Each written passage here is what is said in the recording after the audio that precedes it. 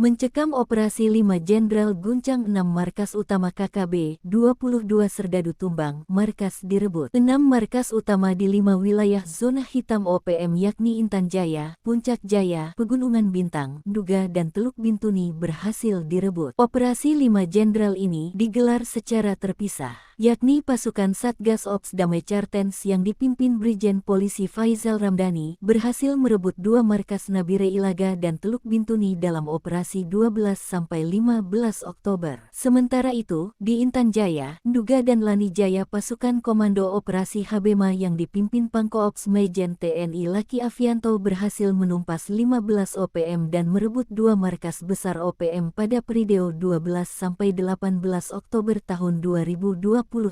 Kami komitmen menjaga keamanan warga Papua dan melakukan tindakan tegas terukur bagi para pelaku yang menyebar teror dan pelaku kejahatan, jelasnya. Dari Pegunungan Bintang, Panglima Komando Operasi Swasembada Majen TNI Novi Rubadi Sugito berhasil merebut Pegunungan Bintang. Ada 2 markas yang direbut di kawasan Kiwirok dan sekitarnya di wilayah Pegunungan Bintang. Panglima OPM Brigjen Lamek Taplo dan 5 anak buahnya tewas dalam serangan cepat pada tanggal 19 Oktober tahun 2025 tersebut. Lalu ada Pangdam Cendrawasih Majen TNI Amrin Ibrahim mengatakan, TNI komitmen menjaga dan melindungi warga Papua, Papua Tengah dan Papua Pegunungan, terutama kawasan rawan aksi kekerasan OPM. Sementara operasi TNI juga digelar di kawasan Puncak Jaya, menyusul serangan OPM tinggi Nambut di pos di Distrik Sina, Kabupaten Puncak, Provinsi Papua Tengah, Jumat tanggal 24 Oktober tahun 2025